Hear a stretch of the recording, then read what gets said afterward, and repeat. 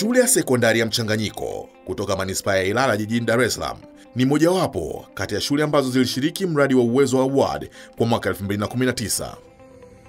Mradi huu huendeshwa na shirika la Great Hope Foundation kwa njia ya mashindano katika shule za sekondari, ambapo kupitia miradi ya ubunifu inayofanywa na wanafunzi huwapa fursa ya kutambua, kuthamini na kuendeleza uwezo wao ambao mara nyingi hauonekani moja kwa moja darasani.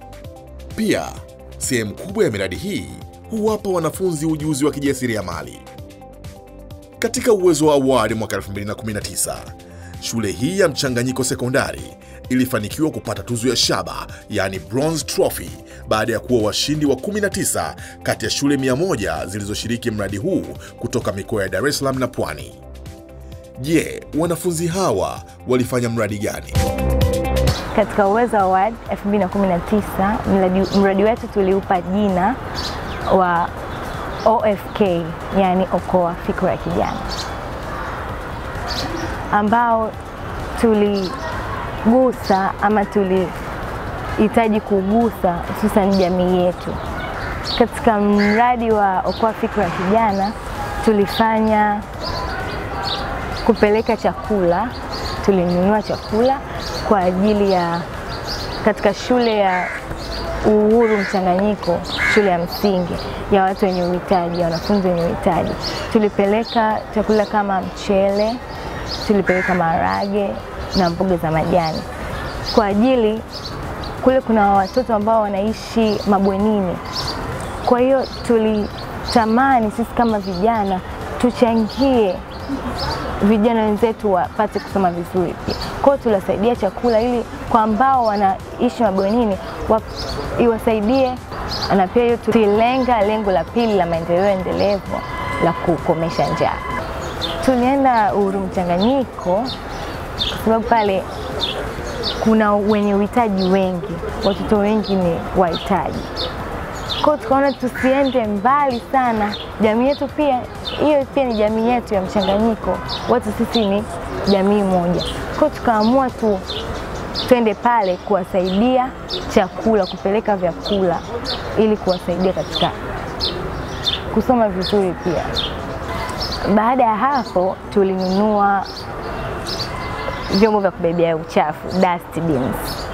Tulinunua dustbin 4 ambazo 2 tuliziweka katika mazingira ya shuleni kwetu kusudi tutunze mazingira ya shuleni kwetu. Lakini pia dustbin mengine 2 yaliyobaki tuliyapeleka ofisi ya mkuu wa mkoa, kwa sababu pale wanaopita ni wengi, kwa hiyo mazingira yanachafuliwa sana. Kwa hiyo tulivyoona, mimi na wenzangu katika pita zetu, maana ndio tunapopandia magari wengi, kwa hiyo tukaona kumbe kuna changamoto ya uchafu hapa, mazingira yanachafuliwa. Kwa hiyo tukaamua kununua dustbin kuyapeleka pale, lengo waweke kwenye vituo vya mabasi ya Boma, upande huu na upande huu. Lakini tukakutana na changamoto nyingine, wakatuambia tukiweka haitapita siku 2 zitakuwa zinatolewa, maana walikuwa pia wanaziweka, sio kwamba hawajawahi kuweka, wanaziweka, lakini kuna wale wezi, changamoto kama hizo wakawa wanachukua. Kwa hiyo wakapendekeza kama itawezekana pia hata ni vyema kutunza mazingira ya pale ya mule ndani. Katika Uwezo Awards project yetu tulitumia njia 2 kupata funds za kufanikisha mradi wetu. Njia mojawapo tuliconduct talent show, ambayo ndani ya talent show ilihusisha vipaji mbalimbali vya wanafunzi mbalimbali, ambapo kulikuwemo na fashion, dancing, singing na kadhalika. Kila mwanafunzi alishiriki kwa kuchangia shilingi 1000 na tulifanikiwa kupata wanafunzi wengi ambao walitusupport na waliona mchango wetu katika hiyo project. Nao walifurahi na walionyesha vipaji vyao kwa moyo. Kitu kingine ambacho kilituingizia fedha ni sisi wenyewe 12 tulijichanga sisi wenyewe kama sisi ili kufanikisha project ya Uwezo Awards. Je, walipata changamoto zozote? Katika mradi tuliofanya mwaka 2019 wa Okoa Afrika ya Kijana, tulipitia changamoto mbalimbali. Baina hizo changamoto mojawapo ambazo tulizopitia ni ushirikiano hafifu baina yetu sisi tunafanya mradi na wanafunzi wenzetu, kwani wao hawakujua sisi tuna maana gani na huo mradi wetu. Changamoto nyingine ni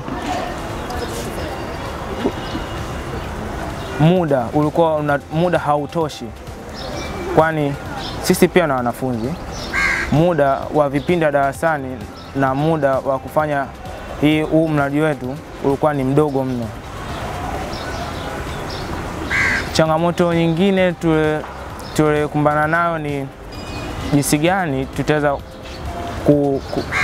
avoid au kuzuia vurugu ambazo zitakazotokea katika hiyo talent show yetu. Na njia moja hapo tulitumia jinsi gani kuweza kutatua hizo vurugu ambazo zinaweza labda zikatokea katika hiyo talent show yetu ni tulitumia maskauti wa shule 3 wa hapa shuleni kwetu, tukawazima Wabenja, wengine tukachukua na Msimbazi. Nyingine walimu pia walitusaidia. Walimu wa nidhamu walikuwepo nao pia, nashukuru walionyesha ushirikiano na sisi, shughuli ikaenda vizuri. Tulipokuwa tunafanya mradi tulitarajia kushinda, ndio ilikuwa matarajio yetu kushinda, kwa sababu tuliamini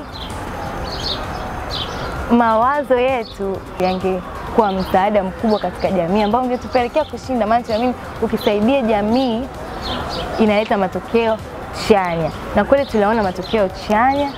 Tuliposhinda tulijisikia furaha sana, sababu ilizidi kutupa moyo, kumbe na sisi wanamchanganyiko tunaweza. Jambo gani unajivunia kujifunza kwa ushiriki wao katika mradi huu? Jambo kubwa mimi kama kiongozi nilojifunza ni kutokata tamaa. Changamoto zilikuwa ni nyingi, lakini mimi mwenyewe kiongozi kuwa na imani na kufikisha lengo katika hali halisi ndio jambo kubwa nilojifunza, kwa sababu ningeweza mimi kama kiongozi kukata tamaa, lakini ilinipa nguvu kwa kuamini kuwa ili inaweza kutokea, tunaweza tukafanikisha, tukafika mwisho na tukashinda. Nimejifunza umuhimu wa ushirikiano na wengine, kwamba tunaweza tukawa na kitu na najua wazi kwamba sikiwezi binafsi. Kupitia ushirikiano tumeweza kukitatua kwa pamoja, na tumeweza kushirikiana kwa namna yoyote ile ili kufanikisha lile jambo. Kitu kingine ni kuwa na upendo na wengine. Yaani upendo unasaidia pia katika ushirikiano. Kwa hiyo katika project yetu tulijaribu kuwa na upendo, yani kupendana sisi kwa sisi. Yaani kwa maana tulisaidiana kwa upendo. Yeah. Jambo kubwa ambalo nililojifunza mimi ni jinsi gani nitawezaje kutatua shida mbalimbali ambazo zitakazotokea katika jamii yangu ambayo inanizunguka. Kama katika mradi wetu nimejifunza kujitoa kwa moyo. Kuna kujitoa sio kwa moyo, au unafanya ile kwa binafsi yako mwenyewe, lakini sisi kama sisi wana UN nimejifunza kujitoa kwa moyo, yani kuwasaidia watu, sio kwa kuangalia huyu mlemavu, huyu sio mlemavu, kwa wote. Nimejifunza kwamba vijana kumbe tunaweza kuwasaidia vijana wenzetu. Nilikuwa nafikiri kwamba wazee na wafanyabiashara tu ndio ambao wanaweza kuwasaidia watu, yaani watu wenye shida. Kwa hivyo basi kitu ambacho kimenahamasisha mimi kwamba naendelea kuwasaidia vijana wenzangu pindi wakiwa na shida, kama nikiwa na ule uwezo wa kuwasaidia vijana wenzangu. Na huu ndio mradi uliowapa wanafunzi wa Mchanganyiko Sekondari ushindi katika Uwezo Award mwaka 2019. Chukua tu!